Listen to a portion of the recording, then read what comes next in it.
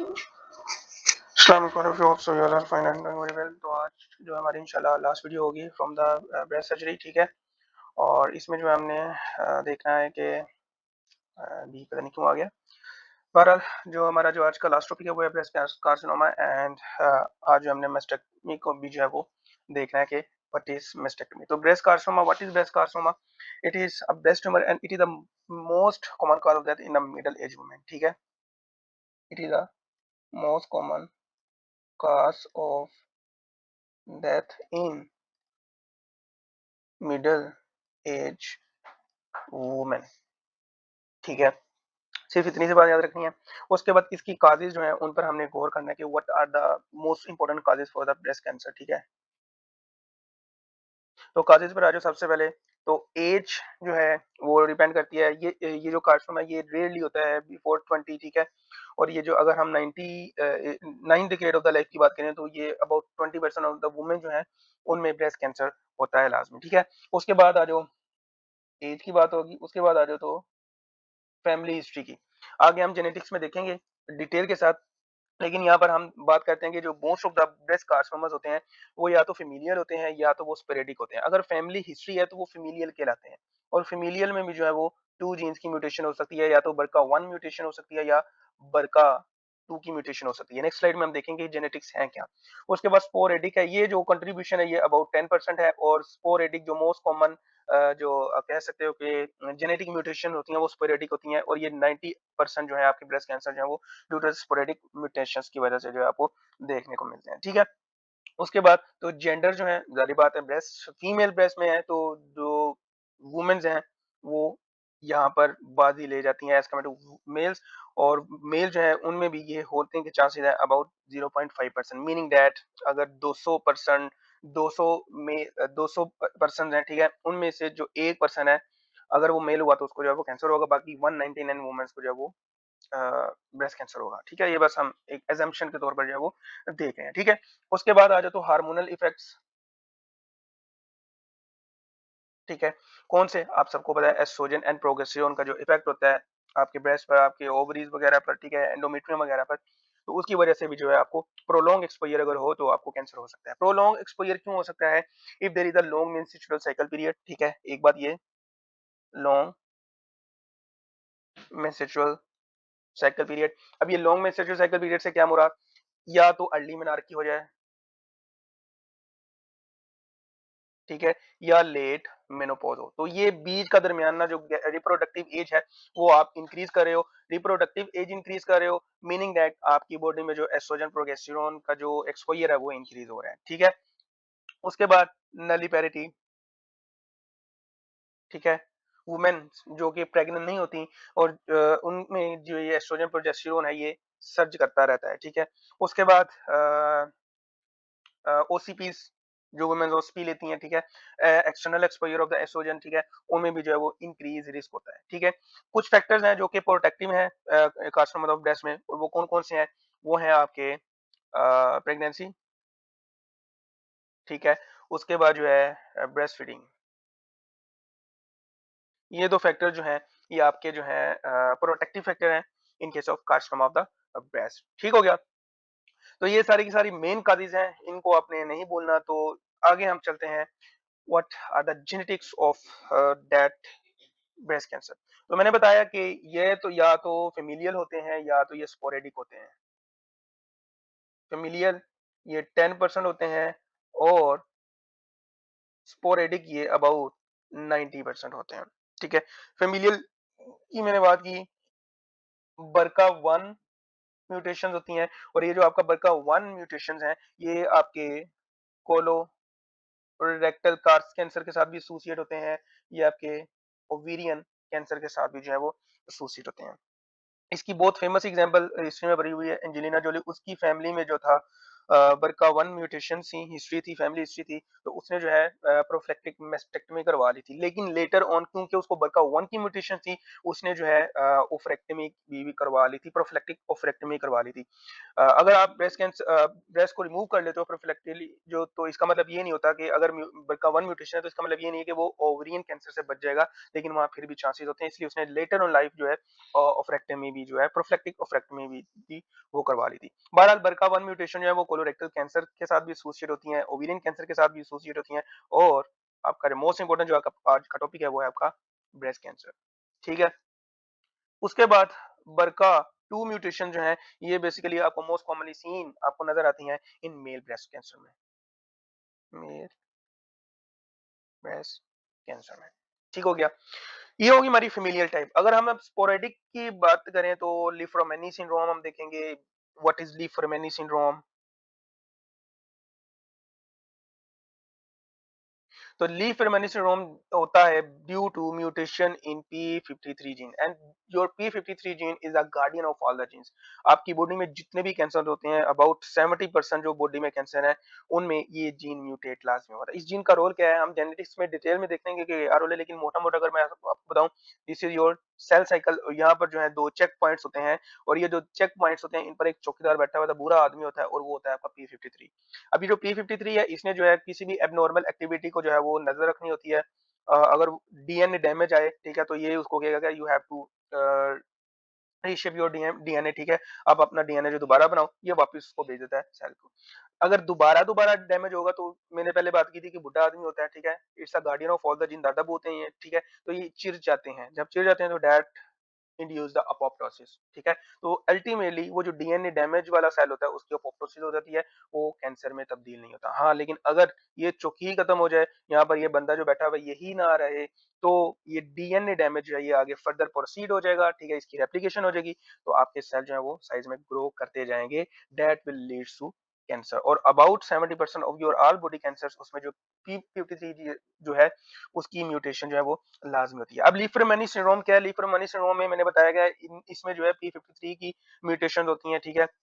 इसमें जो और एसोसिएटेड कंडीशंस हैं वो आपको क्या-क्या देखने को मिल सकती हैं। It is associated with soft tissue sarcoma, soft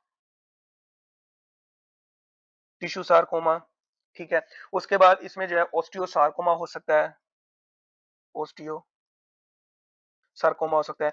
उसके बाद इन पेशेंट में जो है ब्रेन एंड सीएनएस ट्यूमर हो सकते हैं, ब्रेन एंड सीएनएस ट्यूमर हो सकते हैं, एड्रीनल ट्यूमर हो सकते हैं, ठीक है। और मोस्ट इंपोर्टेंटली जो आज का हम का टॉपिक कर रहे हैं, ब्रेस्ट कैंसर आपको देखने को मिल सकता है। तो लीफ-रोमानी सिंड्रोम में जो है पेशेंट प्रेजेंट करता है। अब आपके पास एक पेशेंट आ सकता है, उसके क्लिनिकल हिस्ट्री जो है उसकी सारी हिस्ट्री दी हुई होगी कि उसमें सॉफ्ट टिश्यू सार्कोमा है, उसमें ऑस्टियोसार्कोमा भी है, उसको ब्रेन ट्यूमर भी हो सकता है। तो बताओ which of the following is most likely cancer associated with that condition?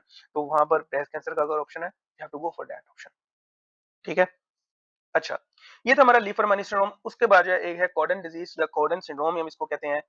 Let me highlight this one ताकि आप जो है वो कंफ्यूज ना हो। तो लीफर सिंड्रोम हमने देख लिया। अब हमने देखा है what is Cowden syndrome. Cowden syndrome या Cowden disease,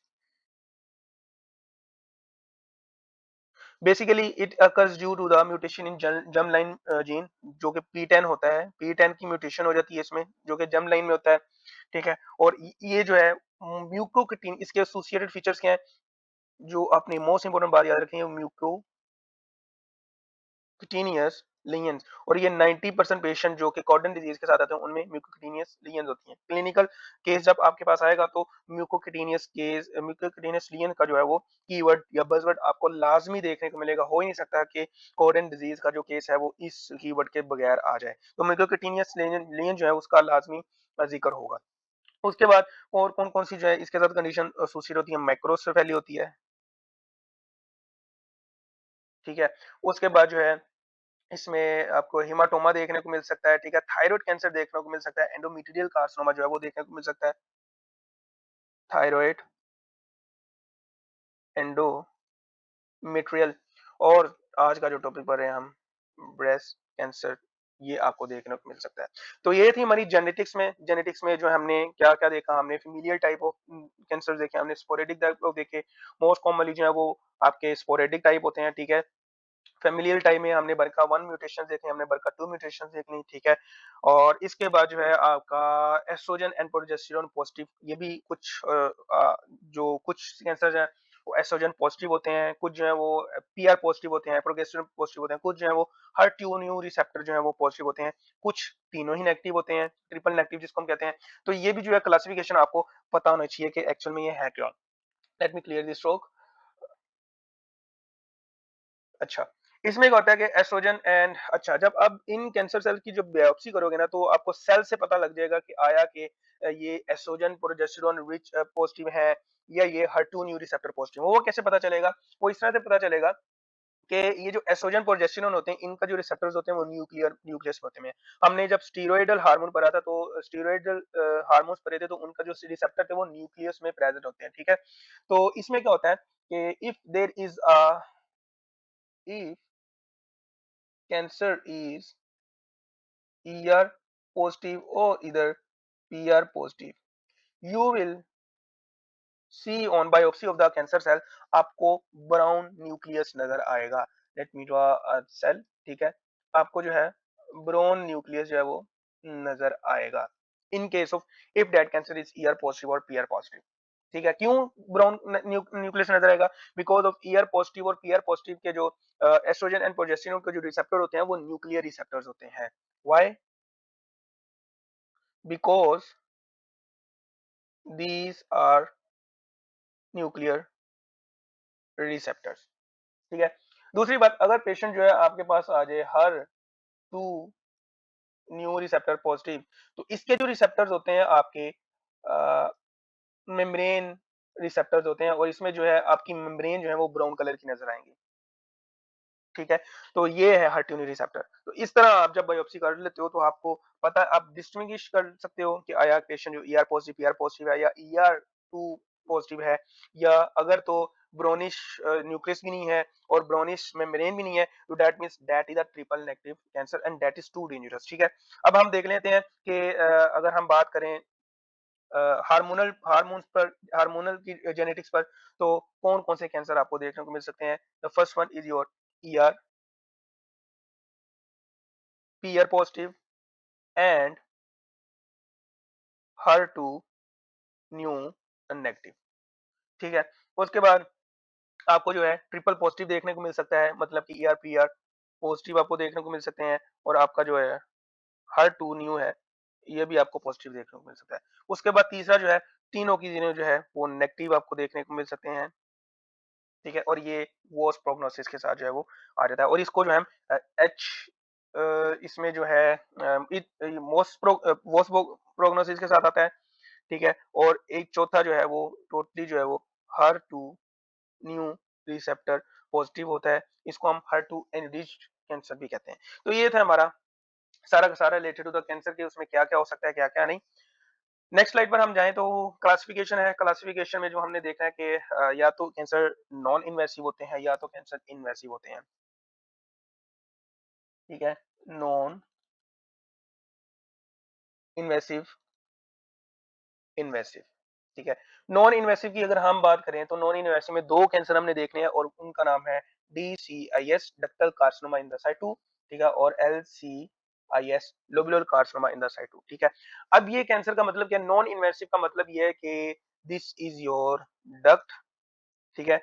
and this is your lobule. पहले हम डक्ट DCIS की बात कर लें, तो this is your basement membrane. वो कहना चाह रहा है कि ये ऐसा कैंसर होता है जो कि जिसमें बेसमेंट मेम्ब्रेन है वो इंटैक्ट रहती है, वो इन्वेड नहीं होती बाय कैंसरियस सेल। तो आपका जो ये सेल है ये डक्ट में ही रहता है। अगर ये डक्ट में है तो दैट इज योर DCIS, ठीक है? और अगर ये LCIS है, तो ये जो है आपका क्या होगा?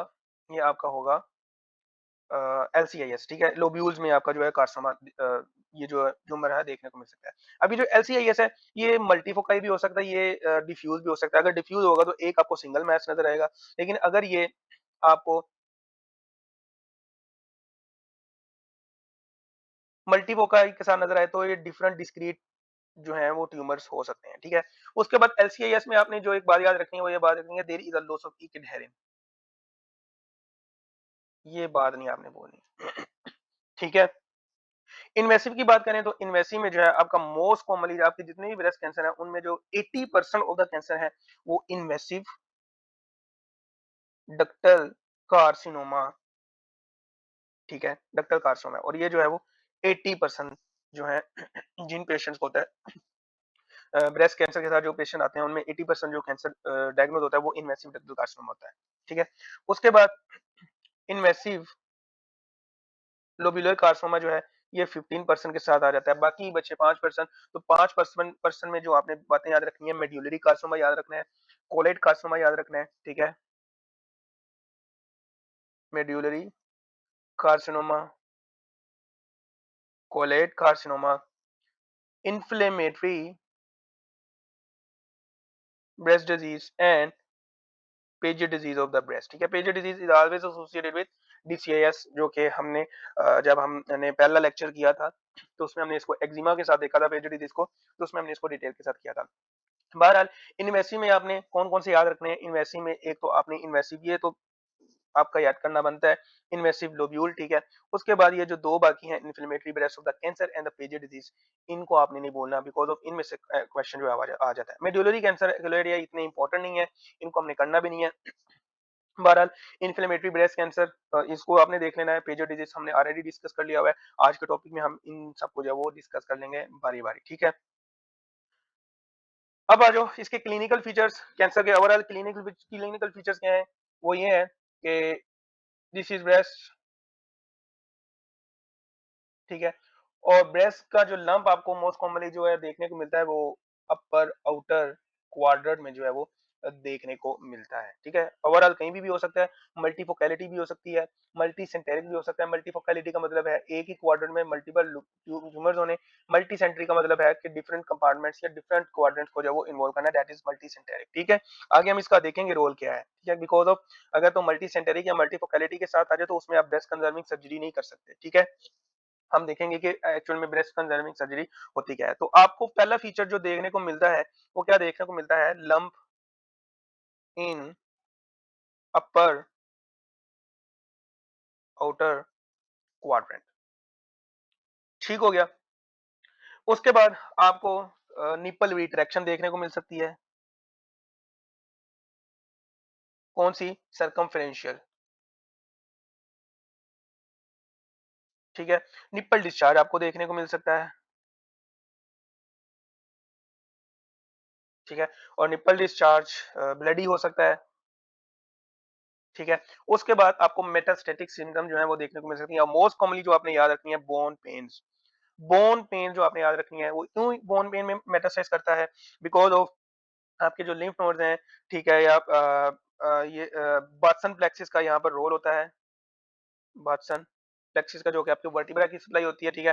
तो ये बोन पेन जो है बेसिकली आपकी वर्टिब्रा इन्वॉल्व होती है in case of breast cancer, ठीक है? इसके अ,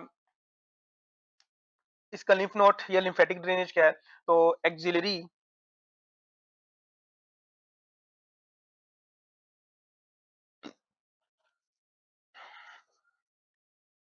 अबाउट 90% जो है या 70% you can say axillary lymph node तक, लिम्फ नोड जो है यहाँ से जो है वो आपका ब्रेस्ट कैंसर जो है वो स्प्रेड होता है, ठीक है? यहाँ पर मैं लिख देता हूँ स्प्रेड।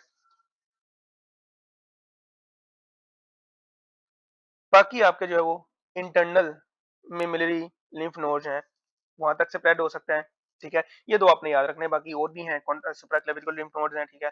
उसके बाद कॉन्ट्रालेटरल लिम्फ नोड्स हैं, इनको नहीं आपने याद रखना, लेकिन जो बात याद रखने की जरूरत है वो एक्सिलरी लिम्फ नोड है और 70% तक वहां से जो है आपका कैंसर स्प्रेड होता है, बाकी इंटरमेमिलरी लिम्फ नोड है। एक बात याद रखनी है कि अगर इंटरमेमिलरी लिम्फ नोड इन्वॉल्व हो जाए, इनको हम रोटर्स नोड भी कहते हैं, ठीक है? तो वहाँ पर जो है वो यू कैन से कि एक मैलिग्नेंट डिजीज़ होती है और वो जो है 4th स्टेज कैंसर आप उसको कंसीडर कर सकते हो। एक्सिलरी लिम्फ नोड की अगर बात करें तो इसमें लेवल 3 तक के नोड्स होते हैं। Level 1, level 2, level 3। पहले लेक्चर में मैंने बताया था, एक्सप्लेन किया था कि लेवल 1, लेवल 2, लेवल 3 क्या होते हैं। Basically this is your pectoralis minor, muscle, ठीक है? इसके लेटरल पर जो होते हैं वो लेटरल लेवल 1 के होते हैं। इसके डीप या पोस्टीरियरली जो होते हैं वो L2 होते हैं और अगर इसके मीडियली प्रेजेंट हो तो लेवल 3 कहते हैं। ऊपर आपकी जो है वेन जा रही होती है, ठीक है? आपने उससे नीचे-नीचे जो है वो डाइसेक्शन करनी होती है, उससे ऊपर जो है वो नहीं जाना होता। अब आगे हम देखेंगे जब हम सेंटिनल लिम्फ नोड बायोप्सी देखेंगे कि क्या होती है एक्चुअल में, तो उसमें हम देखेंगे कि इनका क्या रोल होता है और इनकी एक्सिलरी क्लीयरेंस में जो है वो क्या रोल होता है, ठीक है? क्लिनिकल फीचर्स है, एक क्लिनिकल फीचर मैं भूल गया और वो बहुत इंपॉर्टेंट है, पियोडो ऑरेंज। इसको कुछ लोग पीओडी ऑरेंज भी बोलते हैं, पियोडो ऑरेंज भी बोलते हैं। तो जैसे आपको इजी लगे आप बोल सकते हो। पियोडो ऑरेंज अपीयरेंस, ठीक है? ये क्यों आपको देखने को मिलती है, आपकी जो ब्रेस्ट है उसकी जो अपीयरेंस है वो जो आपके ऑरेंज का पील होता है उस तरह हो जाती है। Because of their is a underlying lymphatic obstruction होती है, जिसकी वजह से लिम्फ जो है वो ऑब्स्ट्रक्ट हो जाती है, तो आपकी ब्रेस्ट की जो है वो अपीयरेंस जो है वो पियोडो ऑरेंज अपीयरेंस आपको देखने को मिल जाती है। ठीक है? इन्वेस्टिगेशन एंड डायग्नोसिस हमेशा-हमेशा आपके पास अगर ब्रेस्ट लम्प के साथ पेशेंट है, चाहे वो बिनाइन कंडीशन हो, कुछ भी हो, you have to go for triple assessment. Triple assessment में हमने क्या-क्या देखा था, हमने पढ़ा था हिस्ट्री आपने करनी है, एक क्लिनिकल एग्जामिनेशन करना है, रेडियोलॉजिकल एग्जामिनेशन आपने करना है अकॉर्डिंग टू द एज। आप यूएसजी परफॉर्म कर सकते हो, आप एमआरई परफॉर्म कर सकते हो if there is a family history. History पहले क्यों लेते हैं, हमें पता चल जाए कि हमने नेक्स्ट जो है जो हमने असेसमेंट करनी है उसमें हमने इमेजिंग मोडालिटी ऑफ चॉइस किसको चूज करना है। If a family history present despite of any as, चाहे वो 35 से कम है ज्यादा है, आपने एमआरई को ही चूज करना है। और अगर 35 से ज्यादा है and if there is no family history, तो you have to go with mammography. और अगर लेस देन 35 है you have to go with USG. ठीक है, ये रेडियोलॉजिकल एग्जामिनेशन हो गया। Third and last, that will confirm, जो आपकी डायग्नोसिस पर जो है मोर साबित कर देगा कि इस पेशेंट को ये है फलाना कैंसर है, आपने जो है उसकी बायोप्सी करवा लेनी है। एफएनएसी कर सकते हो, लेकिन ये मोस्टली जो है हम सिस्टिक डिजीज वगैरह में कर सकते हैं, तो ये कैंसर में हम नहीं करेंगे। ठीक है, कर सकते हो, ऑप्शन है, लेकिन इन्वेस्टिगेशन जो आपकी जो है investigation of choice for biopsy है, वो आपकी ट्रू कट या कोर कट बायोप्सी है। ठीक है, ये आपने नहीं भूलना। ठीक हो गया। उसके बाद आप इंसिएनल बायोप्सी भी कर सकते हो। तो ये सारी की सारी जो है वो ट्रिपल असेसमेंट में आ जाती है। ठीक है? उसके बाद आपने लिम्फ नोड्स को देखना है, ठीक है? लिम्फ नोड्स को देखना है, लिम्फ नोड्स में आप देखते हो कि कितने लिम्फ नोड्स इन्वॉल्वड हैं, ठीक है? क्लिनिकल जजमेंट आपने पाल्पेट कर सकते हो अपने हाथों से, ठीक है? आपकी जो आपने कभी भी अपनी उंगलियों की टिप से जो वो नहीं पाल्पेट करना, आपने आपकी जो स्लम्स हैं, उनके साथ जो आपने पाल्पेट करना है। For example, this is your fingers, ठीक है? आपने टिप से कभी भी पाल्पेट नहीं करना, आपके ये जो स्लम्स हैं, इनसे आपने पाल्पेट करना है, ठीक है? आपने क्लॉकवाइज़ या एंटी क्लॉकवाइज़ आपने पाल्पेट करना है, आपको फ़ील होंगे लिम्फ नोड्स, अगर तो वहाँ पर उनकी एनलार्जमेंट हुई होगी, ठीक है? उसके बाद सिस्टमिक स्प्रेड के लिए भी आपने इन्वेस्टिगेशन करनी होती है। तो सबसे पहले तो मैंने बताया कि बोन जो है बोन में स्प्रेड मोस्ट कॉमनली होते हैं, तो आप बोन स्कैन कर सकते हो, ठीक है? बाकी जितने भी ऑर्गन हैं उनके लिए जो है वो आप सीटी स्कैन वगैरह कर सकते हो टू चेक द मेटास्टेसिस, ठीक है? उसके बाद आ जाओ तो ट्यूमर स्टेजिंग। ट्यूमर स्टेजिंग में जो है हमने देखना होता है कि एक्चुअल में ट्यूमर का साइज़ क्या है, ठीक है? और ट्यूमर के साइज़ में जो है फिर हमें पता लग जाता है कि एक्चुअल में पेशेंट जो है वो किस स्टेज पर जो है वो सर्वाइव कर रहा है। तो ट्यूमर स्टेजिंग में हम मोस्टली जो है वो टीएनएम स्टेजिंग को कंसीडर करते हैं, यही फॉलो होता है हर कैंसर में। टी से हम जो है वो साइज़ मेजर करते हैं, एन से जो है हम इसकी लिम्फ नोड देखते हैं कि आगे कितने लिम्फ नोड्स इन्वॉल्व हैं, और एम से जो है वो सिंपली हम मेटास्टेसिस को जो है वो चेक करते हैं, ठीक है? तो सबसे पहले अगर हम बात करें तो what is T tumour size? अगर तो कार्सिनोमा इन सिटु हो लाइक बीसीआईएस में हमने देखा, तो हम सिंपली जो है वो टीआईएस 30 के नाम से जो है इसको कर देते हैं, ठीक है? उसके बाद T1 अगर हो तो मतलब कि there is a primary tumour but that is 2 centimetre in size, decrease in size, ठीक है? मतलब छोटा होता है। अगर T2 हो तो मतलब कि ये 2 से बड़ा है लेकिन 5 सेंटीमीटर से जो है वो छोटा है, और अगर 3 हो तो इसका मतलब होता है कि ट्यूमर जो है वो 5 सेंटीमीटर से बड़ा है। और T4 जो आपकी बुक में याद रखने वाली चीज़ है, वो ये है कि अगर ट्यूमर जो है वो आपका इन्वेड कर जाए इन्वॉल्विंग चेस्ट वॉल और स्किन एक्सटेंशन। अब इसकी फर्दर कैटेगरीज़ हैं, आपने वो लाज़मी करनी है। आपकी वहां पे होगा में सिर्फ T4 के आगे लिखा हुआ है कि इन्वॉल्विंग द चेस्ट वॉल और द स्किन एक्सटेंशन, लेकिन यहाँ पर इसको मैं फर्दर डिवाइड अगर करूं तो आपने अपनी मार्क बुक में लिख लेना है कि T4 का लेवल जो है वो फर्दर डिवाइड होता है इनटू T4A T4B, ठीक है। T4A हम तब कहेंगे जब चेस्ट वॉल को इन्वेड करेगा ट्यूमर, ठीक है। और T4B हम तब कहेंगे जब वो स्किन को इन्वेड कर देगा, ठीक है। अल्सरेशन आपको नजर आएगी, ट्यूमर का साइज बड़ा होगा, जो आपकी ब्रेस्ट है उसमें अल्सरेशन नजर आ रही होगी, तो ये सारी की सारी बातें। और अगर हम इन दोनों को कंबाइन कर दें तो ये T4C बनता है, ठीक है। तो ये बातें आपने याद रखनी है T4 से रिलेटेड, ठीक हो गया। उसके बाद आ जाओ तो हम पेट स्कैन भी करते हैं पेशेंट में, ठीक है। पेट स्कैन से जो है हमें पता लगता है कि आया कि जो ट्यूमर में जो सेल्स हैं वो कितनी स्पीड से जो है वो ट्यूमर सेल जो है वो कितनी स्पीड से जो वो रेप्लिकेट हो रहे हैं, तो ये आप पेट स्कैन भी कर सकते हो, ठीक है, स्टेजिंग में। उसके बाद आ जाओ तो हमारा ट्यूमर साइज हो गया। ट्यूमर साइज के बाद जो हमने करना है वो है लिम्फ नोड इन्वॉल्वमेंट।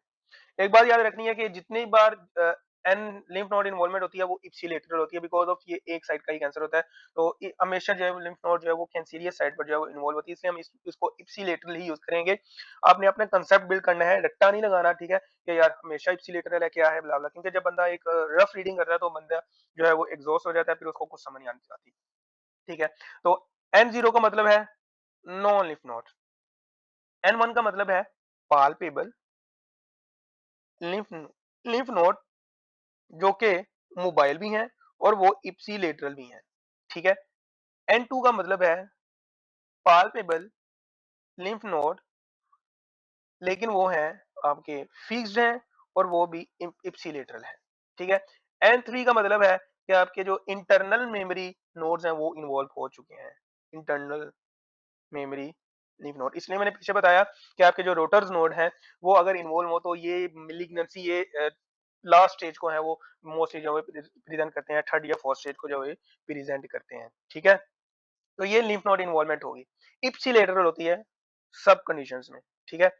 उसके बाद आ जाओ तो हमारा जो लास्ट था वो है हमने देखना है कि मेटास्टेसिस, और ये मेटास्टेसिस हर किसी के लिए हर कोई भी ट्यूमर हमने करना है उसके लिए बड़ा आसान सा रूल है। एम नोट है तो मतलब कि नो मेटास्टेसिस है, एम वन है तो means there is a metastasis. और मेटास्टेसिस हमें कैसे पता लगेगा, पेशेंट को बोनी पेन्स हो सकते हैं, पेशेंट को जो है हेडेक हो सकते हैं, if there is a spreading to the brain, ठीक है, प्लूरल इफ्यूजन हो सकती है, if there is a spreading to the lungs etcetera. तो ये सारी की सारी बातें हैं ट्यूमर स्टेजिंग से रिलेटेड, ठीक है। अब हम इसकी स्टेजिंग करें तो वहाब डोगर की बुक में आपको बड़े अच्छे से स्टेजिंग दी हुई है, ठीक है। तो उसमें स्टेज 0 है, स्टेज 0 में क्या होता है, DCIS होता है, ठीक है, या LCIS होता है, लेकिन बाकी सारी की सारी जो है N0 होता है, M0 होता है, ठीक है।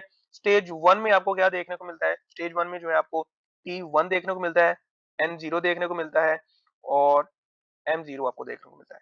T2 में आपको क्या देखने को मिलता है, T2 में आपको जो है T1 भी देखने को मिल सकता है, N1 भी देखने को मिल सकता है, मेटास्टेसिस 0 आपको देखने को मिलती है यहाँ पर, या तो आपको T2 देखने को मिल सकता है और N0 आपको देखने को मिल सकता है। देखो स्टेज 2 से आपने इतना आपने इसको कैसे याद रखना है, रट्टा नहीं लगाना।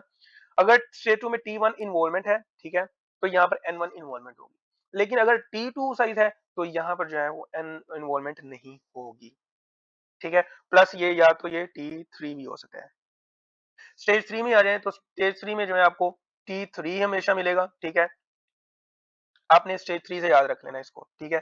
स्टेज 3 में आपको T3 मिलेगा, ठीक है, और या तो आपको T4 मिल सकता है और आपके जो लिम्फ नोड हैं वो इन्वॉल्व होंगे 0 तो फ्री, ठीक है, और यहाँ पर मेटास्टेसिस नहीं है। बाकी स्टेज 4 में आप ये सारा का सारा देखने को मिलेगा, प्लस मेटास्टेसिस आपको देखने को मिल सकती है। बहरहाल ये आप अपनी बुक से जो है वो देख लेना एक मरतबा कि एक्चुअल में ये होता क्या है, ठीक है। अच्छा, इसकी मैनेजमेंट में आ जाओ तो मैनेजमेंट हमने क्या करनी होती है, देखो ओवरव्यू ऑफ द ट्रीटमेंट में हमने देखना है कि DCAS का LCAS का जो है वो क्या ट्रीटमेंट होता है, ठीक है। तो हम या तो पार्शियल मेस्टेक्टमी कर सकते हैं अलोन, ठीक है, partial mastectomy and adjuvant radiation therapy कर सकते हैं, मेस्टेक्टमी विद और विदाउट रेडियोथेरेपी कर सकते हैं, ठीक है। और दूसरी बात एडजुवेंट जो है वो हमने हार्मोनल थेरेपी करनी होती है, न्यू एडजुवेंट हार्मोनल थेरेपी करनी होती है हमने पेशेंट की एज के अकॉर्डिंग। इफ अ पेशेंट, देखो यहाँ पर मैं लिख देता हूँ मैनेजमेंट पहले, बाद में हम देखेंगे कि मैनेजमेंट कौन कौन सी होती हैं।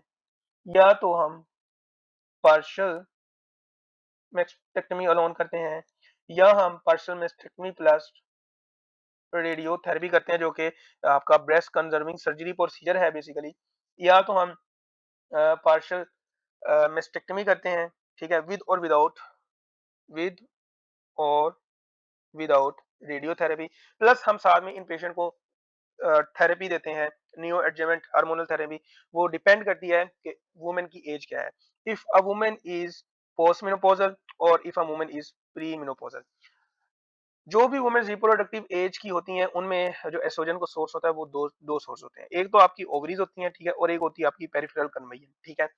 तो मीनिंग दैट हमने कोई ऐसी ड्रग देनी है जो कि इन दोनों सोर्सेज पे जो है वो काम करे, ठीक है? तो प्री मेनोपॉजल में हम जो ड्रग देते हैं वो टैमोक्सिफिन देते हैं, ठीक है? This is a oestrogen receptor blocker.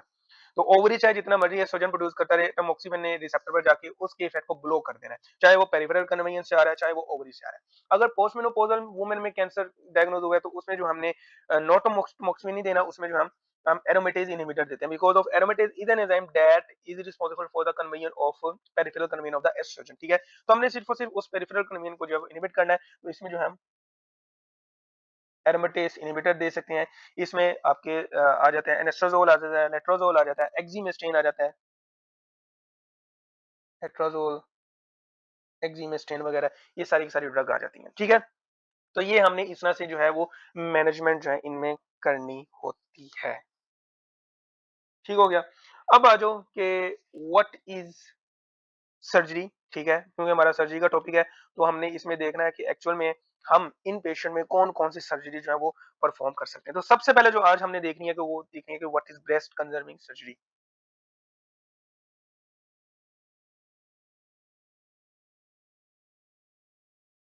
तो ब्रेस्ट कंजर्विंग सर्जरी में क्या होता है, बेसिकली हम जो है जो जिस एरिया का ट्यूमर होता है उस एरिया में जो ट्यूमर है उसको जो है बाहर निकाल देते हैं विद नेगेटिव मार्किंग, ताकि जो है ट्यूमर स्प्रेड ना हो या उसकी रीअकरेंस ना हो जाए। Just assume this is your breast, ठीक है? और इसका जो अपर क्वाड्रेंट है, अपर आउटर क्वाड्रेंट है, लोअर आउटर क्वाड्रेंट है, इनर अपर क्वाड्रेंट है, इनर लोअर क्वाड्रेंट है। जो मोस्टली आपकी जो है सर्जरी बीसीएस परफॉर्म होती है, वो अगर तो ट्यूमर इसमें है राइट और सॉरी अपर आउटर क्वाड्रेंट में, तब आप बीसीएस जो है वो परफॉर्म कर सकते हो। लीस्ट जो एरिया है वो आपका inner upper quadrant, because of there is no much quantity of breast tissue present, तो इसको हम नो मेंस एरिया भी कहते हैं। यहाँ पर आप सर्जरी नहीं कर सकते, ठीक है? उसके बाद पहले ही बताया कि जो मोस्टली वुमेन जो है वो लंप के साथ आती हैं, वो उनको अपर आउटर क्वाड्रेंट का ही इशू लंप होता है, because of that is the area where much of your breast tissues या ग्लैंड जो है वो प्रेजेंट होते हैं, ठीक है? साथ में आपकी एक्सिलरी टेल भी यहाँ पर आपको देखने को मिल सकती है, ठीक है? एक्सिलरी टेल ऑफ स्पेंस हमने पहले लेक्चर में देखा था कि अगर एक्सिला में भी आपका टिश्यू प्रेजेंट हो तो आपने उसको जो है कंफ्यूज नहीं होना कैंसर के साथ, ठीक है? अच्छा, इसमें क्या होता है, इसमें बेसिकली हमने करना क्या होता है, lumpectomy was performed, is performed, ठीक है? लम्पेक्टमी को हम परफॉर्म करते हैं। इसके स्टेप्स क्या हैं? पहला स्टेप हम लम्पेक्टमी करते हैं, जिसको हम पार्शियल मेस्टेक्टमी भी कह सकते हैं, ठीक है? उसके बाद हमने क्या करना होता है, इसमें जो है हमने अगर तो लिम्फ नोड्स इन्वॉल्व्ड हैं, ठीक है? अगर लिम्फ नोड्स इन्वॉल्व्ड हैं तो हमने दूसरी इंजेक्शन एक्सिना में देनी होती है, ठीक है? फिर हमने एक्सप्लोर करना होता है, ठीक है? एंड हमने एक्सिलरी क्लीयरेंस करनी होती है। If lymph nodes are involved, then axillary clearance, ठीक है? उसके बाद हमने जो है इनमें कैविटी जो है, अब जिस कैविटी से हमने निकाला होता है ट्यूमर, उसको हमने क्लिप्स लगा देने होते हैं, अंदर क्लिप्स लगाने होते हैं, because of breast conserving surgery के बाद हमने रेडियोथेरेपी लाजमी देनी होती है। रेडियोथेरेपी 100% हमने उन पेशेंट में जो है वो लाजमी देनी होती है, इसलिए हम क्लिप जो है वो छोड़ते हैं अंदर। ठीक हो गया? उसके बाद हम जो है उसको सबक्यूटेनियस स्यूचर या सबक्यूटिकल स्यूचर के साथ जो है उसको क्लोज कर देते हैं, ब्रेन प्लेस कर देते हैं, हमारी सर्जरी जो है वो डन हो जाती है। यहाँ पर जो बातें याद रखने की जरूरत है वो ये जरूरत है कि ब्रेस्ट कंजर्विंग सर्जरी बेसिकली हम उन पेशेंट में करते हैं जिनको अपनी कॉस्मेटिक्स का बड़ा कंसर्न होता है, ठीक है? अगर तो ट्यूमर इन्वॉल्व है, काफी बड़ा है, तो हम मेस्टेक्टमी की तरफ ही जाएंगे, लेकिन अगर ट्यूमर इतना बड़ा नहीं है तो ब्रेस्ट कंजर्विंग सर्जरी की तरफ आपने जाना है। अब इसमें क्या होता है, इसमें 15% if breast tissue removed is less than 15%, तो आप क्या करते हो, जस्ट लेट मी डू, पहले तो आपने एलिप्टिकल इंसिजन देनी होती है। आगे हम मेस्टेक्टमी में देखेंगे व्हाट इज एलिप्टिकल इंसिजन। यहाँ से आपने जो है वो for example upper outer quadrant का था, ये मैंने एलिप्टिकल इंसिजन दे दी। यहाँ से मैंने जो है वो ब्रेस्ट जो टिश्यू था वो निकाल लिया। अब मैं इसको जो है वो अच्छे से जो है वो क्लोज कर सकता हूँ if there is less than 15% of the tissue that is जो हमने बाहर निकाला है। लेकिन अगर आपका जो मैस है वो 15% से ज्यादा है तो आपने जो है फिर फ्लैप्स यूज करने हैं। उन फ्लैप्स में मोस्ट कॉमनली जो आते हैं लेटमिस डोर्सी फ्लैप आ जाता है, ठीक है। उसके बाद जो है tram transfer rectus abdominis muscle में फ्लैप, ठीक है, ट्रैम फ्लैप, ठीक है। तो ये आप जो है इनसे जो है अपने ब्रेस्ट को जो है वो शेप दे सकते हो।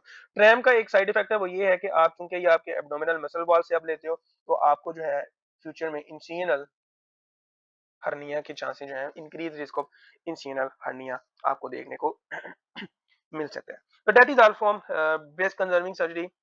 इसकी कंट्रा इंडिकेशन क्या है वो आपको लाजमी पता होनी चाहिए। कंट्रा इंडिकेशन में आ जाए तो पहले तो आपने याद रखना है कि if there is a multicentric और मल्टीफोकलिटी नोड्यूल। देखो मैंने पहले भी बताया कि ये ब्रेस्ट कंजर्विंग सर्जरी उस एरिया में हम परफॉर्म करते हैं जो कि अपर आउटर क्वाड्रेंट मोस्टली हो। अगर तो एक पेशेंट आया जिसमें मल्टीसेंटेरिक है, ठीक है, मल्टीसेंटेरिक मतलब कि यहाँ पर भी उसका ट्यूमर है, यहाँ पर भी है, तो फिर हम जो है मेस्टेक्टमी की तरफ जाएंगे, इसकी तरफ नहीं जाएंगे, ठीक है। ये मल्टीसेंटेरिक हो, ठीक है। उसके बाद if there is a previous radiotherapy and surgery of the same breast फिर भी हम जो है वो ब्रेस्ट कंजर्विंग सर्जरी नहीं करते, ठीक है। And if there is a lack of radiation facilities, ये भी बड़ी इंपॉर्टेंट बात है because of breast conserving surgery के बाद आपने रेडिएशन जो है वो देनी ही देनी होती है। And if there is a lack of radiation facilities you have to go with mastectomy, ठीक है। बस इतना सा आप इतनी बात आपने याद रखनी है कॉन्ट्राइंडिकेशन में। मोस्ट इंपोर्टेंट जो कॉन्ट्राइंडिकेशन में याद रखनी है कि इफ मास प्रेजेंट मल्टीसेंटरिकली या मल्टीफोकलिटी, ठीक है। तो ये आपने कॉन्ट्राइंडिकेशन जो है वो लाजमी जो है वो याद रखनी है, ठीक है। उसके बाद आ जाओ, तो हमने ब्रेस्ट कंजर्विंग सर्जरी ऑलरेडी कर ली है। आगे है हमारा मेस्टेक्टमी। तो मेस्टेक्टमी जो है बेसिकली हम परफॉर्म करते हैं if tumour is larger than 4 centimetre, ठीक है। मल्टीफोकल हो सकता है, ठीक है। और जो L ductal carcinoma in situ हो सकता है या एलसीएएस हो सकता है, इनमें भी हम परफॉर्म कर सकते हैं, ठीक है। इनमें मेस्टेक्टमी में कौन-कौन से ऑप्शन आते हैं हमारे पास? ये एक तो हमारे पास आता है सिंपल मेस्टेक्टमी। हम सिंपल मेस्टेक्टमी में क्या करते हैं? हम मेस्टेक्टमी करते हैं, ठीक है, प्लस हम जो है लेवल 1 तक के जो एक्सिलरी लिम्फ नोड है उनको क्लियर करते हैं। लेवल 1 लिम्फ नोड क्लियरेंस, ठीक हो गया। उसके बाद हार्स्टीड मेडिकल रेडिकल मेस्टेक्टमी है।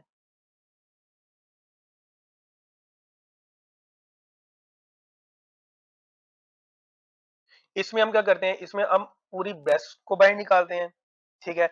उसके बाद अप टू लेवल 3 जो है वो आपने एक्सिलरी क्लीयरेंस करनी होती है। इसमें आपने जो है वो pectoralis major and minor muscle भी निकालने होते हैं। तो यू कैन सी कि ये आपकी पूरा ब्रेस्ट का जो भी हिस्सा है वो सारा का सारा हमने निकाल देना होता है, ठीक है। इसके बाद जो मोस्ट इंपोर्टेंट है जो कि आप आगे हमने डिस्कस भी करनी है वो है आपकी मॉडिफाइड रेडिकल मेस्टेक्टमी। और ये जो है आपकी most commonly technique use nowadays because of Halsted radical mastectomy and modified radical mastectomy, इनके ओवरकम्स, ठीक है, इनके जो प्रोग्नोसिस है सेम टू सेम है। इसलिए बजाय ये कि हम ये पूरा का पूरा आपका जो है ना खोलकर ब्रेस्ट रिमूव करें, एक्सिलरी क्लीयरेंस टोटल कर दें, ठीक है, नीचे से पेक्टोरलिस मेजर माइनर भी कर दें, रिमूव कर दें, तो बहरहाल इससे अच्छा ये है कि हम मॉडिफाइड रेडिकल मेस्टेक्टमी की तरफ जाएं। इसमें क्या होता है, इसमें आप ब्रेस्ट जो है वो रिमूव करते हो, ठीक है।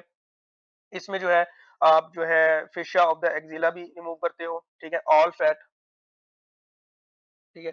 इसमें जो है आप लिम्फ नोड 2 तक की जो है वो क्लियरेंस करते हो एक्सिलरी। इसमें कहीं भी नहीं बताया हुआ कि पेक्टोरल्स मेजर को निकालते हैं, माइनर को निकालते हैं। तो दैट्स व्हाई ये जो है प्रोसीजर ऑफ द चॉइस है फॉर द मेस्टेक्टमी, ठीक है। अच्छा, अब मेस्टेक्टमी में हम करते क्या है, मेस्टेक्टमी में सबसे पहले तो आपने पेशेंट को एनेस्थीसिया देना है, ठीक है, और जनरल एनेस्थीसिया देना है, जारी बात है, ठीक है, पहला स्टेप हो गया। दूसरा स्टेप क्या है, आपने एनेस्थीसिया जब देना है तो पेशेंट कोशिश है, ज़ाहिर बात है स्पाइन पोजीशन में पेशेंट होगा, ठीक है। उसके बाद जो है आपने इंसिजन देनी है, ठीक है, और इंसिजन कौन-सी? एलिप्टिकल इंसिजन, जो कि आपको अभी इस वक़्त यहाँ पर जो है वो नज़र आ रही है, ठीक है। ये एलिप्टिकल इंसिजन आपने देनी होती है from the sternum from medial side से आपने स्टार्ट करनी है टिल द स्टर्नम, और आपने जो है ये पोस्टीरियर मैक्सिलरी लाइन तक जाना होता है, ठीक है। आगे हम देखेंगे क्या होता है एलिप्टिकल इनिशियन, ठीक है। एलिप्टिकल इनिशियन बेसिकली ये होती है, इस तरह की शेप की इनिशियन होती है, ठीक है। दरमियान में हम ब्रेस्ट रहने देते हैं, जिसको हमने रिमूव करना होता है, और ये हमने कहाँ तक देनी होती है, फ्रॉम मीडियल साइड आपने स्टर्नम तक देनी होती है, और फ्रॉम द लेटरल साइड आपने पोस्टीरियर, तो आपने जो है पोस्टीरियर मिड एक्सिलरी लाइन तक जो है वो इंसियन देनी होती है, ठीक है। तो दैट इज योर एलिप्टिकल इंसियन, ठीक है। उसके बाद आ जाओ, तो उसके बाद दूसरा हमारा चौथा स्टेप या तीसरा स्टेप क्या था, आपने फ्लैप्स को जो है वो रेज करना है। आप देख रहे हो कि ये जो फ्लैप्स हैं ये रेज हो रहे हैं, रेजिंग द फ्लैप्स,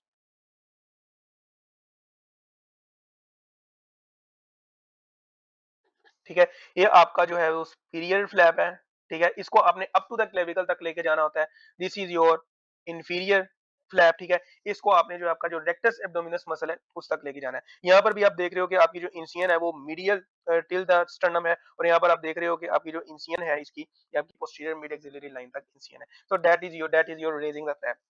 रट्टा बिल्कुल भी नहीं मारना इस मेस्टेक्टोमी के प्रोसीजर को। आपकी हार्ट डॉगर बुक में लिखा हुआ है, आपने समझ के करना है कि एक्चुअल में ये प्रोसीजर है क्या, ठीक है। After raising the flaps you have to remove your breast along with the axillary tail. यहाँ पर आप देख सकते हो कि आपने जो एक्सिलरी टेल के साथ जो है अपनी ब्रेस्ट रिमूव कर देनी है, ठीक है। तो आपने क्या करना है, रिमूवल ऑफ ब्रेस्ट, ठीक है, along with axillary tail. Plus आपने जो है वो सेंटिनल लिम्फ नोड बायोप्सी भी तभी कर लेनी है, अगर लिम्फ नोड इन्वॉल्व है तो आपने क्लियरेंस कर देनी है। अच्छा, जब आपने सर्जरी परफॉर्म करनी है ना, लेट मी गो बैक, ठीक है। फॉर एग्जांपल ये एरियोला है, आपने यहाँ पर जो है ना मिथाइलिन ब्लू या आइसोसल्फान का इंजेक्शन लेना, जो कि ब्लू कलर का होता है, ठीक है। 20-15 मिनट बाद जो है वो सेंटिनल लिम्फ नोड उसको कहते हैं, जो कि पहला नोड होता है जहां पर आपके ब्रेस्ट की ड्रेनेज होनी होती है, ठीक है। जब आप फिर सर्जरी परफॉर्म करते हो तो फिर आप जो है वो लोकलाइज कर लेते हो एक्चुअल में कि आपका जो है लिम्फ नोड कौन सा है पहला, ठीक है। तो जब आप देखते हो तो आपको जो है लिम्फ नोड नजर आ जाता है। अगर उस लिम्फ नोड में आपने क्या करना होता है, उसकी एक्सचेंज करनी होती है, उसको फ्रेश फ्रोजन स्पेसिमेन के तौर पर आपने बायोप्सी के लिए भेज देना होता है। अगर तो वो पॉजिटिव आ जाए तो मतलब ये है कि आपके बाकी जितने भी जो है नोड्स हैं वो भी पॉजिटिव है, फिर आपने एक्सिलरी क्लियरेंस करनी होती है बाकी लिम्फ नोड्स के लिए। अगर वो नेगेटिव आ रहे हैं तो आपको एक्सिलरी नोड क्लियरेंस करने की जरूरत नहीं होती, ठीक है। तो ये हमारा steps are removal of the breast and along with the axillary tail, और तभी जो है आपने ये देखनी होती है एक्सिलरी क्लियरेंस। अच्छा, एक्सिलरी क्लियरेंस करते वक्त आपने जो बातें याद रखनी है वो ये बातें याद रखनी है कि वहां पर नर्व्स जो है वो गुजर रही होती हैं, ठीक है। आपने axillary for example this is your axilla, ठीक है, और ये यहाँ पर जो है वो वेन गुजर रही है, तो आपने जितनी भी एक्सिलरी क्लियरेंस करनी है वो below the level of axillary vein तक करनी है, ठीक है। आपने इस वेन को जो है वो इंटैक्ट रखना है, बचाना ही बचाना है। दूसरी बात, वहां पर वेस्कुलेचर गुजरा होता है, नर्व्स गुजरी होती हैं, जो मोस्ट इंपोर्टेंट नर्व्स आपने याद रखनी है। ये आपकी बुक में दो बताई हुई है, लेकिन तीसरी जो मोस्ट कॉमन इंजर्ड नर्व होती है वो यहाँ पर उसका जिक्र नहीं है शायद भावडोगरी बुक में, लेकिन मोस्ट कॉमनली जो नर्व इंजर होती है वो वही होती है, ठीक है। तो पहला तो आपने याद रखना है कि इसमें जो है नर्व डैमेज होने का खतरा होता है, वो है लॉन्ग थोरैसिक नर्व, ठीक है। लॉन्ग थोरैसिक नर्व जो है बेसिकली आपके इंटीरियर सेरेटस इंटीरियर को जो है सप्लाई करती है, ठीक है। अगर ये डैमेज हो जाए तो आपको जो है विंगिंग ऑफ द स्कैपुला जो है वो देखने को मिल सकता है, ठीक है। उसके बाद आपकी दूसरी नर्व जो डैमेज हो सकती है लेटमस थ्रैकोडोर्सा, ठीक है, nerve to the latissimus dorsi, ठीक है। Thoracodorsal nerve, that is nerve to the your latissimus dorsi. और अगर ये डैमेज हो जाए तो आपकी जो लेटिसमस डोर्साई मसल है उसकी वीकनेस हो सकती है। जो थर्ड एंड मोस्ट इंपोर्टेंट जिसका जिक्र नहीं है अपनी बुक में नोट डाउन कर लेना है, और वो मोस्ट कॉमनली इंजर्ड नर्व होती है इन मॉडिफाइड रेडिकल मेस्टेक्टमी और ड्यूरिंग द एक्सिलरी क्लियरेंस, और उसका नाम है intercostal breast internal coastal brachial nerve, internal coastal brachial nerve. इससे क्या होता है कि पेशेंट का जो एक्सिला या आर्म जो होती है उधर की सेंसेशन जो है वो लॉस हो जाती है, इसको हम पैंथोम ब्रेस्ट सिंड्रोम भी कहते हैं, पैंथोम ब्रेस्ट सिंड्रोम भी कहते हैं, ठीक है। बहरहाल आपको एग्जाम में ये नहीं पूछा जाएगा कि विच of the following is most commonly injured nerve in the mastectomy procedure, लेकिन हाँ आपको केस दे दिया जाएगा, विंगिंग ऑफ स्कैपुला का दे सकते हैं वो, ठीक है, या तो वो लेटिमस डोर्से की वीकनेस का केस दे सकते हैं, या तो वो loss of sensation over the arm या एक्सिलरी एरिया का दे सकते हैं। तो आपने करेक्ट आपने जो है वो फिर लगाना है अपने हिसाब से कि करेक्ट ऑप्शन क्या हो सकता है, ठीक है। एक्सिलरी क्लियरेंस के बाद आपके पास कुछ नहीं बचता, आपने क्लियर कर देना होता है अलोंग विद द ड्रेनेज, ठीक है। तो आपने ड्रेन डालकर जो है वो क्लोज कर देना है, ठीक है। ये हमारा एक्सिलरी क्लियरेंस का था, लेवल 1, लेवल 2, लेवल 3, ठीक है। लेवल 1 मैंने पहले बता दिया कि लेटरल टू द जो पेक्टोरल्स माइनर होते हैं, उनको हम लेवल 1 के लिम्फ नोड्स कहते हैं, जो कि पोस्टीरियर या आपके डीप प्रेजेंट होते हैं पेक्टोरल माइनर से रिलेटेड, वो आपके लेवल 2 तक होते हैं, और ये जो आपके medial to the pectorals minor होते हैं, ये लेवल 3 के लिम्फ नोड्स आपको देखने को मिलते हैं, ठीक है। अच्छा, तो उसके बाद आ जाओ तो what is sentinel lymph node biopsy. तो सेंटिनल लिम्फ नोड बायोप्सी पहले मैंने बता दिया, दोबारा बार-बार बता रहा हूँ कि जब आपने मेस्टेक्टमी करनी होती है उस प्रोसीजर में, तो आपने क्या करना होता है कि आपने जो है यहाँ पर जो है मिथाइलिन ब्लू या आपने आइसोसल्फान का जो इंजेक्शन लेना होता है, ये ब्लू कलर का होता है, ताकि ये लिम्फ नोड जहाँ पर ड्रेन हो रहा है वहां पर चला जाए, ठीक है। ड्यूरिंग द एक्सिलरी क्लियरेंस आपको जो है वो लिम्फ नोड नजर आ जाएंगी। जस्ट लेट मी ड्रॉ अ लिम्फ नोड, ठीक है, ये लिम्फ नोड है, ठीक है। अब जस्ट अज्यूम करो कि आपने आइसोसल्फान या मिथाइलिन का इंजेक्शन दिया हुआ है, तो ये आपका जो है आपने जब सर्जरी की एक्सिलरी क्लीयरेंस करने लगे तो आपको ये जो है ब्लू कलर का जो एक नोड नजर आ गया। अब ये जो ब्लू कलर का जो नोड नजर आया, basically this is your sentinel lymph node. पहला नोड जहां पर आपका जो है ब्रेस्ट ड्रेनेज होना होता है वो कहलाता है सेंटिनल लिम्फ नोड, ठीक है। अगर हम उसको एक्सरसाइज करके उसकी बायोप्सी करवा लें तो उसका मतलब होता है कि सेंटिनल लिम्फ नोड बायोप्सी। ये क्यों जरूरी होती है? हमें पता लगता है कि आया कि ये नेगेटिव फॉर मेटास्टेसिस है या पॉजिटिव फॉर मेटास्टेसिस है। अगर यहाँ पर पॉजिटिव आ जाए, मतलब कि पहला लिम्फ नोड अगर इन्वॉल्व हो, तो आप एज्यूम करते हो कि भाई अगले भी मेटास्टाइज होंगे। लेकिन अगर चूंकि रास्ता यहाँ से जा रहा है गुजर कर, अगर ये नेगेटिव आ जाए, यहाँ पर मेटास्टेसिस नहीं भी हुई, तो मतलब कि आगे वाले लिम्फ नोड भी जो है वो मेटासाइज उनमें नहीं हुई भी होगी। अबाउट वेरी रेयर केसेस में इंटरनल मेमोरी, खाली जो इंटरनल मेमोरी नोड होते हैं, रोटर नोड्स, वहां पर मेटासाइज हुई है, तो बहुत रेयर केसेस में। लेकिन मोस्टली जो है इन, जैसा कि मैंने बताया कि अबाउट 70% जो है वो आपका मेटास्टेसिस होता है, जो वो एक्सिलरी लिम्फ नोड से होता है, ठीक है। इसका रोल ये है कि अगर पॉजिटिव आ जाए फॉर मेटास्टेसिस तो आप एक्सिलरी क्लीयरेंस कर देते हो, अगर ये नेगेटिव आ जाए तो एक्सिलरी क्लीयरेंस करने की जो है वो जरूरत पेश नहीं आती है। This is all from central lymph node. एक मतलब आप अपनी बुक से जो है वो देख लेना कि एक्चुअल में ये होता क्या है, ठीक है। उसके बाद आ जाए तो पोस्ट ऑपरेटिव कॉम्प्लिकेशंस। तो पोस्ट ऑपरेटिव कॉम्प्लिकेशन में सबसे पहले तो कोई भी सर्जरी हो तो हीमाटोमा बन सकता है, ठीक है। उसके बाद सीरोमा। अच्छा, ये सीरोमा क्यों बनता है? आप जब जो ड्रेन प्लेस करते हो ना, उसकी जो है मिसप्लेसमेंट हो जाती है, ठीक है? या वो खुद ब खुद निकल आता है, या ड्यू टू एनी कॉज़, ठीक है? वो निकल आता है ड्रेनेज। तो होता क्या है कि वो जो सीरोमा, जो हमने सीरस फ्लूइड आप निकाल रहे थे ड्रेनेज के ज़रिए, वो जो फ्लूइड है वो आपके चेस्ट कैविटी में, जो ब्रेस्ट कैविटी है उधर एक्युमुलेट होना शुरू हो जाता है और सीरोमा बन जाता है, ठीक है? इसका ट्रीटमेंट क्या है? इसका ट्रीटमेंट ये है कि एस्पिरेशन आप कर देते हो। ठीक हो गया। उसके बाद सर्जरी है तो वाउंड इन्फेक्शन होगा ही होगा। ठीक है? उसके बाद फ्लैप नेक्रोसिस आपको देखने को मिल सकती है। आप जो फ्लैप यूज़ कर रहे हो, चाहे वो लेटरिनस डोर्सी का फ्लैप यूज़ कर रहे हो, चाहे वो आप जो है rectus transfer rectus abdominis muscle का फ्लैप यूज़ कर सकते हो, तो उनकी नेक्रोसिस हो सकती है। क्यों नेक्रोसिस होगी? Because of due to decrease blood supply. New vascularisation का प्रोसेस होता है, उसमें टाइम लगता है। लेकिन अगर उसको वक़्ती तौर पर ब्लड सर्कुलेशन ना मिले तो खतरा है कि वहाँ पर फ्लैप नेक्रोसिस जो है आपको देखने को मिल सकती है। ठीक है? नर्व इंजरीज़ आपको देखने को मिलेगी। अगर तो आपकी जो है long thoracic nerve injury damage है तो आपको winging of the scapula condition देखने को मिलेगी। अगर आपकी थोरैको डोर्सल नर्व डैमेज है तो weakness in the latissimus dorsi muscle देखने को मिलेगी। ठीक है? और अगर आपकी इंटरकोस्टल ब्रेकियल नर्व डैमेज है तो आपको जो है loss of sensation over the arm देखने को मिलेगी, और एक्सिला रीजन में जो है वो देखने को मिलेगी, ठीक है। एडिमा ऑफ द आर्म आपको देखने को मिल सकता है, ठीक है। एडिमा ऑफ आर्म, और इसके लिए हम ट्रीटमेंट करते हैं stocking, stocking and arm elevation जो है इसका ये ट्रीटमेंट है, ठीक है। नीचे आपका रिकंस्ट्रक्शन टॉपिक दिया हुआ है, ठीक है। तो रिकंस्ट्रक्शन टॉपिक में भाई साहब हमने ऑलरेडी पढ़ लिया है बीसीएस के साथ, ब्रेस्ट कंजर्विंग सर्जरी में, कि अगर तो 15% से ज्यादा मास इन्वॉल्व है तो आपने जो है कोई फ्लैप यूज करना है, वो फ्लैप आप लेटमेस डॉसे यूज कर सकते हो, वो आप ट्रैम यूज कर सकते हो, एटसेट्रा एटसेट्रा। तो हमें उस तरफ जाने की जरूरत नहीं है। हाँ, आप सिलिकॉन जो जेल है वो भी यूज कर सकते हो, ठीक है। उसके बाद आ जाए तो कीमोथेरेपी, नियोजेवन थेरेपी, इसका बड़ा रोल है। तो कीमोथेरेपी जो आपने स्टेज 1, स्टेज 2 के लिए जो है वो देनी है if there is a lymph node positive, ठीक है? Stage 1, stage 2 with lymph node positive आपने कीमोथेरेपी जो है वो देनी ही देनी होती है। और तब भी देनी होती है if there is a size of cancer greater than 1 centimetre, ठीक है? और एडवर्स प्रोग्नोस्टिक इफेक्ट है, मतलब कि न्यू वेस्कुलराइजेशन हुई, वेस्कुलरिटी इंक्रीज हुई हुई है ब्लड की, उसकी कैंसर की, जहाँ कहीं कैंसर होगा वहां पर वेस्कुलरिटी इंक्रीज हुई हुई होगी। तो इन केसेस में जो आपने कीमोथेरेपी देनी होती है। कौन कौन सी ड्रग आती है हमारे पास, ठीक है? साइक्लोफॉस्फेमाइड दे सकते हो आप,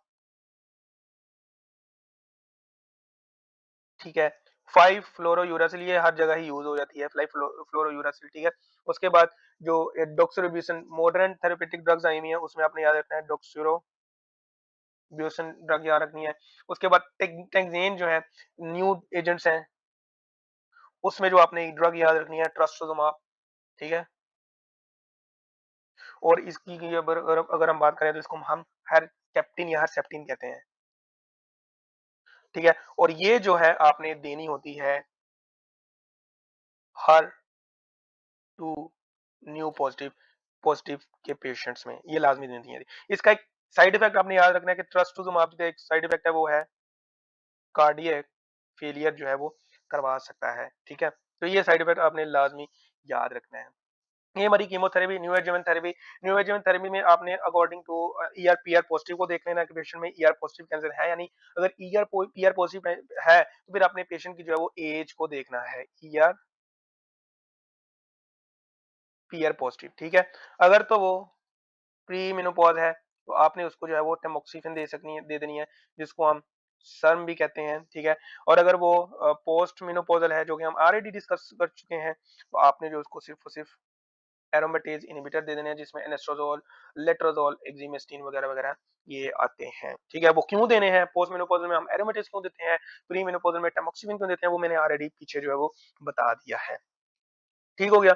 उसके बाद आ जाओ तो हमारा जो नेक्स्ट है that is inflammatory breast disease, ठीक है? तो inflammatory breast disease it is always aggressive, it is always aggressive, ठीक है? और इसके क्लिनिकल फीचर जो है वो आपके मेस्टाइटिस के साथ बड़े कोरिलेट करे होते हैं, इसलिए कोई भी पेशेंट आपके पास मेस्टाइटिस का है, आपने उसको रूल आउट करना है आया कि इस पेशेंट को जो है वो इन्फ्लेमेटरी ब्रेस्ट कैंसर है या नहीं। इसमें आपको फीचर कौन कौन से मिल सकते हैं, erythema, oedema, indurations and that mimic mastitis, तो आपने हमेशा जो है इसको रूल आउट करना ही करना है, ठीक है? और ये इतना एग्रेसिव होता है कि जब आप पेशेंट आपके पास प्रेजेंट करते हैं, ये ऑलरेडी जो है मेटास्टाइज हुआ हुआ होता है, ठीक है? इसलिए इन पेशेंट में सबसे पहले तो हम कीमोथेरेपी करते हैं। कीमोथेरेपी में एड्रामाइसिन यूज़ कर सकते हैं, ठीक है? एड्रियामाइसिन यूज़ कर सकते हैं। इससे हम जो है वो ट्यूमर के साइज़ को जो है वो श्रिंक करते हैं। उसके बाद जो है फिर सर्जरी जो है वो परफ़ॉर्म करते हैं, ठीक है? आफ्टर सर्जरी जो रेजिडुअल कैंसर होता है, ठीक है? उसके बाद भी जो है फिर रेजिडुअल कैंसर अगर बच जाता है, तो उसके बाद भी जो हम कीमोथेरेपी जो है वो स्टार्ट करते हैं। Chemotherapy, tumour shrinkage, surgery, then after also chemotherapy, ठीक है? पैलिएटिव केयर होती है, पैलिएटिव केयर सब कैंसर में के लिए आ जाती है, क्योंकि अबाउट 90% जो पेशेंट होते हैं कैंसर के, वो एंड स्टेज कैंसर के साथ प्रेजेंट करते हैं, तो उनमें पैलिएटिव केयर आप कर सकते हो, ठीक है? तो पैलिएटिव केयर में यही होता है कि उनकी जो ऑनगोइंग सिम्पटम्स हैं उनको हमने जो है वो ठीक करना है। अगर मेटास्टेसिस हुई भी होती है, ज़ाहिर बात है बोनी पेन होते हैं, तो उनके लिए पेन कंट्रोल के लिए हमने एनसेड्स वगैरह देना होता है, ठीक है? अगर तो फंगेटिंग ग्रोथ हो चुकी है ट्यूमर की, ठीक है? तो आपने टॉयलेट मेस्टेक्टमी कर देनी है। तो that is all from the inflammatory breast disease cancer and from the cancer point of view, ठीक है? उसके बाद स्पेशल नोट्स आपके लिए यही है कि आपने इसकी प्रोग्नोसिस को देखना है इन फीमेल। इसकी प्रोग्नोसिस जो है वो डिपेंड करती है in female, prognosis is depends on axillary lymph nodes,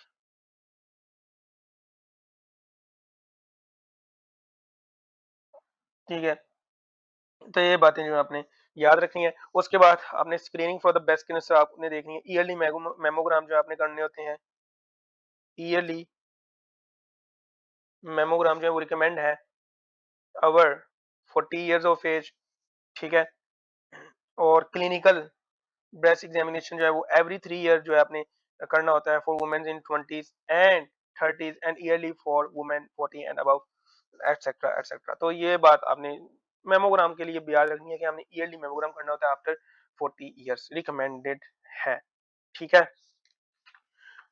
उसके बाद आ जाओ तो आई थिंक सो हमारा लेक्चर खत्म हो चुका है। अब क्लिनिकल सिनेरियोज को देख लेते हैं कि क्लिनिकल सिनेरियोज कैसे हो सकते हैं। अब 40 इयर्स ओल्ड, 40 इयर्स एज को आपने नहीं बोलना कैंसर से रिलेटेड, ठीक है, क्योंकि आपसे वो सवाल कर सकता है इन्वेस्टिगेशन का। Is found to have inherited BRCA gene. वो अब कह रहा है कि 40 इयर्स ओल्ड की वुमन आई है मेरे पास, उसको बरका 1 की म्यूटेशन जो है वो सस्पेक्ट हुई है या है।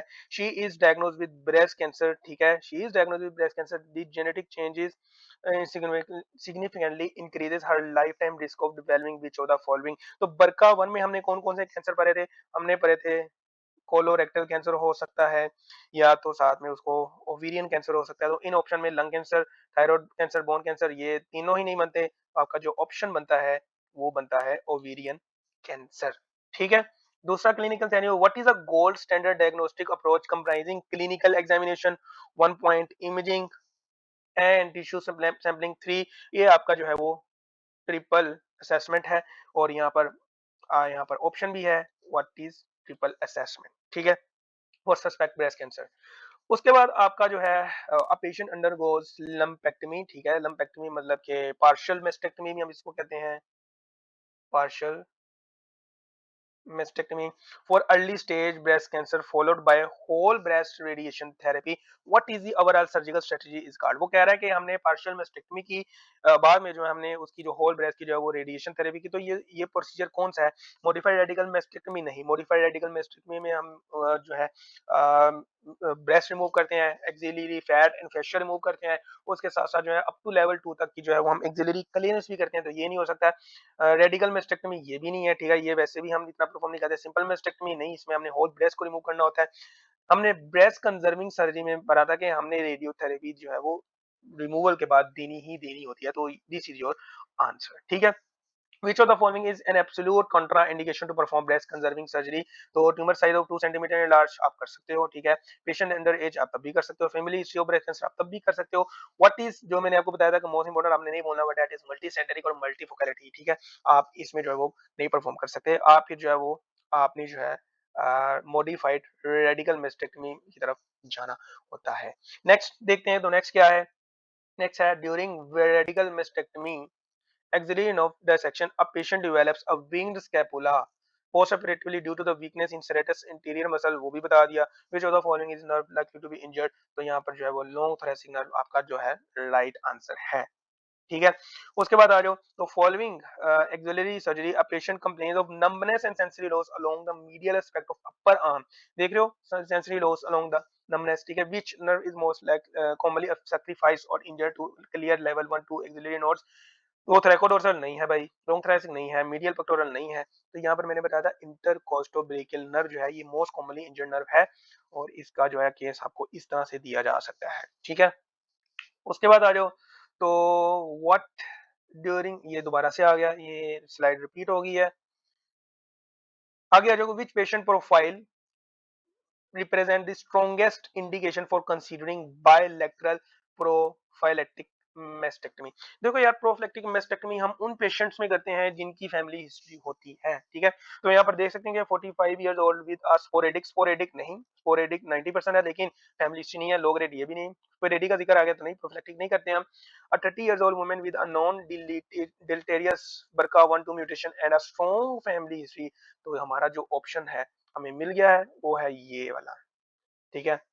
जैसे कि मैंने बताया एंजेलिना जोली के केस में कि उसकी फैमिली में जो थी बरका म्यूटेशन थी, उसने अपनी जो है वो प्रोफिलैक्टिक मेस्टेक्टमी करवा ली थी, लेकिन प्रोफिलैक्टिक मेस्टेक्टमी उसमें बरका 1 की म्यूटेशन थी, तो उसके अंदर खतरा कहीं ना कहीं रिस्क था ओवेरियन कैंसर होने का भी।